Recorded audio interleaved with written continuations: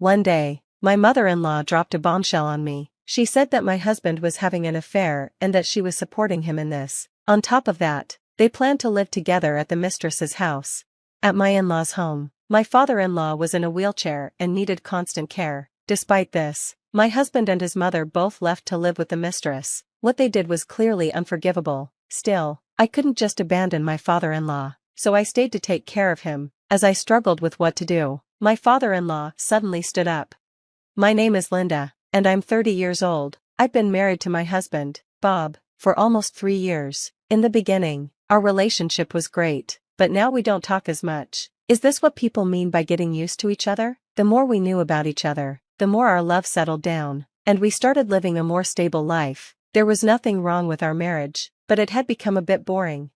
About a year ago, Bob's job got busier. He started working overtime and going on business trips, which used to be rare. He still took care of all the bills, and I had my own job too, so I couldn't always be worried about him. Sometimes, when he came home early, we'd have dinner together and catch up. It might seem from the outside like our marriage was cooling off, but that wasn't true. This was just how our life was. Then one day, I came home from work and found Bob there already. Normally, he wouldn't be home until after 10 p.m., but it was only 7 p.m. "Welcome back," I said. "You're home early, didn't you have to work overtime?" He responded, "That's not the point. My father had an accident and is in the hospital."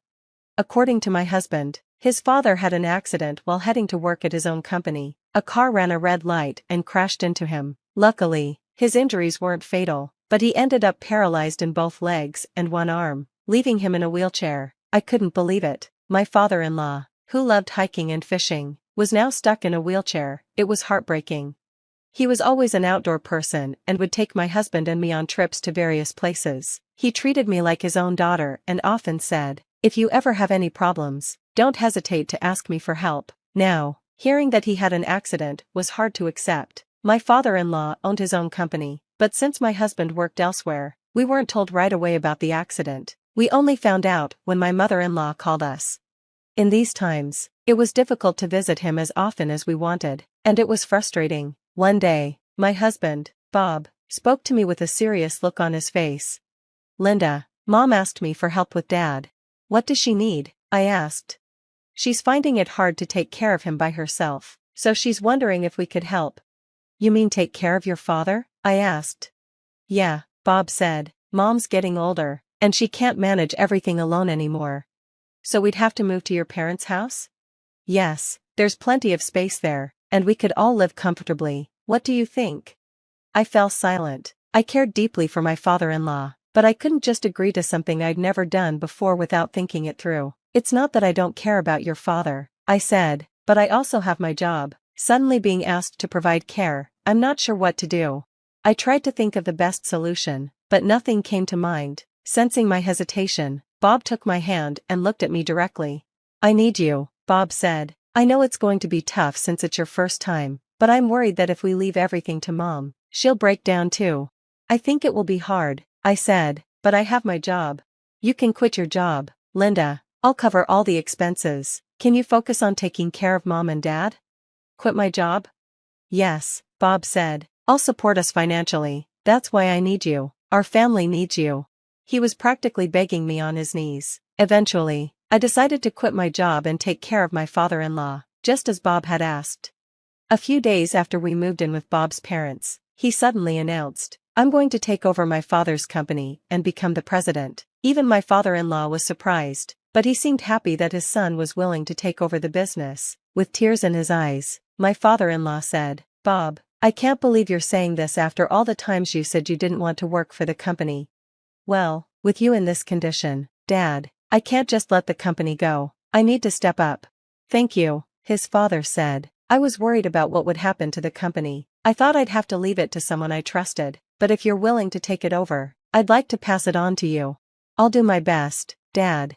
I'm counting on you. Please make sure the employees have a good working environment." "Of course," Bob said.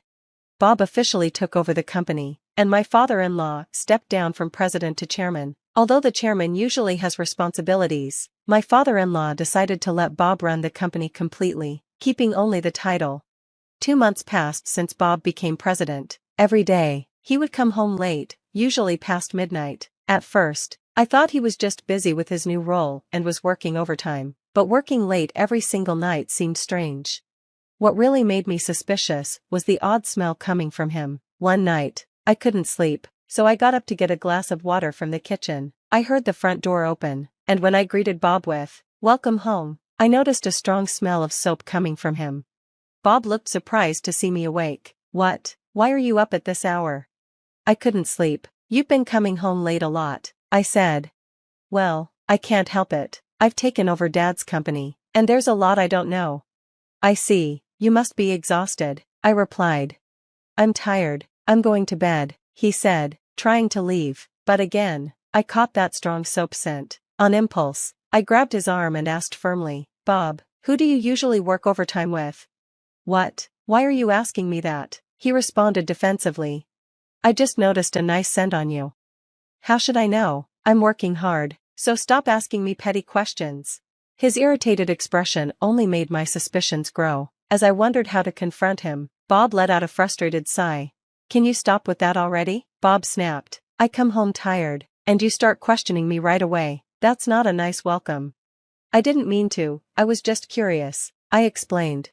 "So you're doubting me? We're living comfortably because I work like this every day. Do you understand that?" "I do, and I appreciate it." "Then cut it out. If you have time to talk about this, why don't you do some cleaning instead?" "I don't have time for this." With that, he stormed upstairs, leaving me alone. Later, when I peeked into the bedroom, he was ignoring me, playing on his phone. I tried to apologize, but he completely ignored me. The next day, my mother-in-law confronted me with an angry expression. "Linda, I heard you suspected Bob of cheating yesterday." "I didn't suspect him," I said. "I just asked who he was working overtime with." "That's suspicious enough," she shouted. "You're only able to live because Bob works hard. Do you realize that?" "I do, and I'm grateful. I was just voicing a concern I had." "Well, it was rude. What are you trying to do, make Bob uncomfortable? You're the worst wife ever." After yelling at me, she dumped all the housework on me and stormed off. My mother-in-law has never really liked me. In front of my husband and father-in-law, she pretends to help with housework, but I'm the one who does all the chores. I also take care of my father-in-law. My mother-in-law often finds excuses to go out and only comes home in the evening.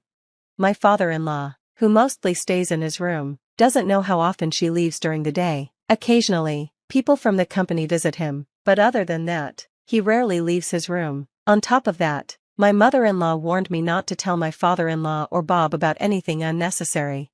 So, I had no choice but to quietly do all the housework and caregiving. What made it bearable was my father-in-law's kindness. Every time I helped him, he would thank me with a sorry expression. "Linda, I'm so sorry. You must hate taking care of an old man like me, right?" "That's not true at all," I reassured him. "I think of you as my own father," I told my father-in-law. "It's an honor to help you." "Having you say that makes me feel lucky," he replied. "I'm really glad someone like you married Bob." "Likewise," I said. "I'm glad to have a kind person like you as my father-in-law." In the midst of the hurtful words and actions from my husband and mother-in-law, my father-in-law, who needed me, was the one keeping me going. Every night, I would help him get ready for bed, wipe him down, and turn off the lights. But today, as I returned to the living room, I was surprised to see Bob and my mother-in-law there. My husband had a strange grin on his face, and I had a bad feeling about it. Then, my mother-in-law said, "Good timing, I have something to tell you. I'll get straight to the point. You should take care of your father here for the rest of your life." "Wait, what?" I asked, shocked. "I've decided to live with a new daughter-in-law," she continued. "Bob will be with me too." "A new daughter-in-law?" I was speechless. As if to mock me, my husband threw divorce papers in front of me. "I have a girlfriend," he said. "My mom and I are moving in with her. Whether you submit the divorce papers is up to you, but you'll still be responsible for taking care of Dad." I felt like the world was crumbling around me and collapsed to my knees. Bob and my mother-in-law started packing their things, leaving me alone in the silent living room. Tears started falling when, suddenly, my father-in-law appeared in his wheelchair. "Linda, what's all this noise? Where's Bob and his mother?" he asked. "And why are you crying?" I explained everything that had happened, and his expression grew serious. By the time I finished, his eyes had a determined look. He stood up quickly, shocking me. "Linda, It's time for a counterattack, he said. Huh? Your legs? I stammered. Sorry for keeping it a secret, but I've been able to walk for a while now. Leave everything to me. The preparations are already in place. My father-in-law pulled a large brown envelope from a drawer and showed me its contents. Inside were documents proving my husband's affair and, to my surprise, evidence of my mother-in-law's affair as well. He explained that after Bob became president, he had trusted employees keep an eye on him. They discovered that Bob left work on time every day, even though he always came home after midnight. My father-in-law hired a private detective to investigate further. He also suspected his wife, who frequently went out during the day, and had her investigated too. Both of their affairs came to light, and he had just recently gathered the evidence. He had been waiting for the right moment to tell me the truth. I'm glad we could talk, Linda, my father-in-law said. What do you want to do? I want to get back at them, I replied. Leave the rest to me, he said, and made a call to someone from his company. Soon after, my husband was demoted from his CEO position. I filed for divorce, as my father-in-law had suggested, using the evidence of the affair, through a lawyer. I also asked for compensation from Bob and his lover. A week later, Bob came to the house, likely because he had received a legal notice. In front of me and my father-in-law, he shouted angrily, Dad, what's going on? Just because I cheated, you're firing me as CEO? Shut up, my father-in-law responded. You didn't help with my care, and you hurt Linda. You're not fit to lead the company. But, Bob fell to his knees in tears, clinging to me. Linda, please, I don't mind if you retract the divorce. Convince Dad to let me stay. I'll break up with my lover. Please drop the compensation claim. Even then, Bob was only thinking about himself. I was completely done with him. I let out all my frustration. What are you talking about? Retract the divorce? No way. I'm thrilled to be free of a scumbag like you. The divorce is final, and everything that's happened is your fault. But I thought you were only using the divorce as a threat, Bob pleaded. I wasn't. I hope you, your mom, and your lover all go to hell. You need to stop expecting help from anyone. I threw him out the front door. From outside, I could hear him pleading. Help me, I was wrong. I won't cheat again. Please forgive me. Linda, Dad, please don't abandon me. Neither my father-in-law nor I responded to his cries. Later, Bob and my mother-in-law were sued for alimony. They broke up with the mistress and were kicked out of her home, becoming homeless. They ended up living in a comic book cafe and working low-paying jobs. Their savings were drained, and they accumulated debt, leaving them in poverty. On the other hand, I continued to take care of my father-in-law. Despite the divorce, he kindly said, "You're welcome to stay as long as you'd like." Grateful for his kindness, I decided to continue living with him. Recently, my father-in-law has started going to a daycare service during the day, which allowed me to start working again during those hours. There will be challenges ahead, but I'm determined to do my best and continue caring for my father-in-law.